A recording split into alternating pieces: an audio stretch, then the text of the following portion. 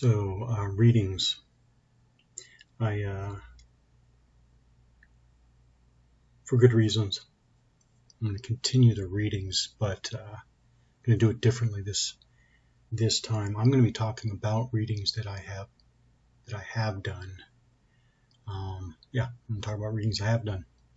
This is going to start, I think, in most cases, if not all, from wargaming stuff, wargaming ideas, etc. But this is obviously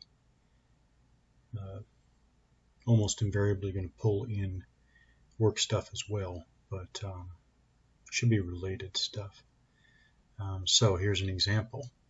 Something as basic to wargaming as combat power. I'm going to take a look at combat power through a number of different, a few different sources. I'm not going to go through a lot of trouble here to, provide easy access to the documents I am referring to, commenting on, but I will always give enough that they can be found. And they should always be publicly available. So where I thought I would start was, so the author was Hugh Hoffman. I will drop ranks because many of the authors that I will be referring to have various ranks from all different services. Just dropping those shouldn't matter. So Hugh Hoffman, he wrote so it's called a SAMS monograph. That's School of Advanced Military Studies. That's Army. He wrote his 1990 SAMS monograph. 1990 on campaign synergism or operational level combat power. So first of all, it's interesting. Three things interesting right off the bat. This is 1990. So Hoffman is writing at the very tail end of the Cold War, tail end of the Soviet Union. So the tail end of that whole, organizing principle, or the organizing principle being the central battle, the main projected confrontation between NATO and Warsaw Pact in Central Europe. So there's that, which is interesting. Second, this is operational level combat power. So this is interesting. How is this different than tactical combat power? What's important? If there are distinctions, what are important about them? And then finally, what combat power model would he be referring to in the 1990 time frame? So first of all, interesting question, is the nature of winning at the operational level different than winning at the tactical level? And I believe it is. I mean, one wants to say that it is, but defining that difference, that's a whole nother issue. But is winning, okay, so why do I think it must be there, although I don't have any clear answer here? But destroying enemy formations, meaning what? Destroying enemy ability to generate combat power, meaning destroying enemy combat power platforms, which again, platforms are one representation of the potential. So we are talking about combat power potential. Destroying that in the enemy is winning at the tactical level. Simplistically speaking, I say simplistically speaking because this, of course, does not necessarily cover all different types of tactical operations even. But winning at the operational level seems to be different than that, although you can still, in some cases, win operationally, essentially through an attrition approach, destroying enemy combat potential, combat power potential. But it seems like the aperture is opened up so much more than that, that it would be different in kind. All right, here's another thing. The author Hoffman would, of course, be referring, when thinking about and considering and starting from doctrine, would, of course, be in the Army. Let's make sure. I'm almost positive Hoffman is himself Army. He is, yes, he is. He is Army. I say that because other services, today other services can go to SAMS. I don't know if other services had actually started going to SAMS in 1990. Again, this is 1990, so I guess another historical tidbit, SAMS was only a few years old in 1990. I'm not sure other services had started to go to SAMS yet. I don't know.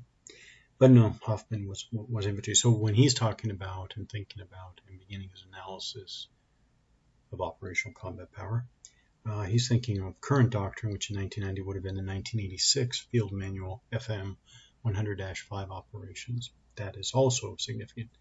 That is the second iteration of airland battle, the second more complete representation or presentation of airland battle. So interesting that the author, again, Hoffman, would be thinking and starting his analysis from that.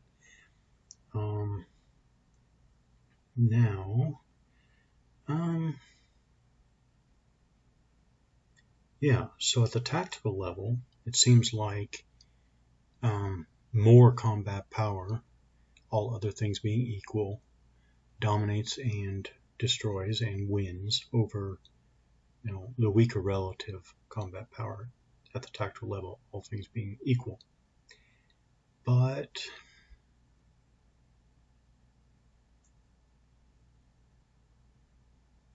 at the operational level, the connection is less straightforward. So at the tactical level, you generate combat power at the decisive place and time, overwhelm the enemy, break or disrupt the enemy's decision-making ability, responsibility, etc. You get a cascading effect, and in reality, the enemy succumbs before complete destruction, obviously. But at the operational level, that connection is less clear, and even though you can say it's less clear, are we also saying it's more complicated? There are more factors involved, more interactions of factors involved. At the operational level, you're starting to not, that's the other piece of it, you're not defining winning or victory in purely military terms like you might be able to do at the tactical level. Boy, there's many things I've already said could be reinterpreted for the character of war today. How much is it the same, different, or do we just look at it differently today? Should we be looking at it different today? But anyways, I'm thinking in terms of a 1990s mindset right now anyways. Why is that? Because it's easier? Because it's more straightforward, I guess? Yeah. By the way, I just glanced up at the computer screen. The picture I'm using for the video, this is actually from the paper I'm reading, but the picture is just a prop. I'm actually reading or scanning the document. I already read it, but I'm reviewing it by scanning it on a tablet. But yes, this relative combat power model shown here in the prop here is from Hoffman's paper. Now let's get to something. Firepower. Is firepower different? Should firepower be understood differently? Should it be measured differently at the tactical and operational levels? And a lot of the things I'm thinking about elaborating on, and just this is basically just exploration, is a lot of the science as well as art. But in the military, in the Army today, we need to, this is a separate commentary, we need to get back to the science of war in addition to the art of war. So these are things I'm going to be looking for in these explorations and reviews. So we can think of firepower as a function of 5 variables. So we have volume of fire. Yes, we have volume of fire, lethality of fire, accuracy of fire, ability to acquire targets, and flexibility of employment. By the way, right there, five factors. Once more, volume of fire, 1, 2, lethality of fire, 3, accuracy of fire, 4, ability to acquire targets, and 5, flexibility of employment. The wargaming connection here is that even earlier, good number of months ago, maybe a year or two ago, when I was exploring a tactical small unit combat action tactical design, I was trying to get to formula based, but something more sophisticated, I guess, than the simple combat power combat ratio or firepower, a linear firepower measurement to a randomized variable, a die roll or dice roll for outcomes. So right there, ability to acquire targets, accuracy of fire, and lethality of fire. Those were definitely parts of what I was looking at. That's Troops in Contact was what was the working title I had. And I also had volume of fire because in that design I had rate of fire. I did different distinct levels of a rate of fire. Yeah, I guess I didn't have flexibility of employment, but I had 4 out of these 5 variables. So we can think of these 5 variables as together making up what we call firepower. So that's one. Firepower is one part of combat power. And are those different?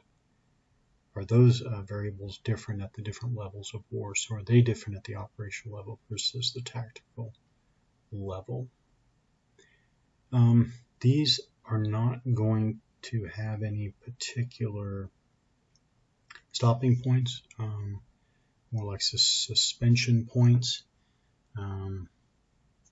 I expect to get back to these. That's it for now. Now I forgot how to stop my videos.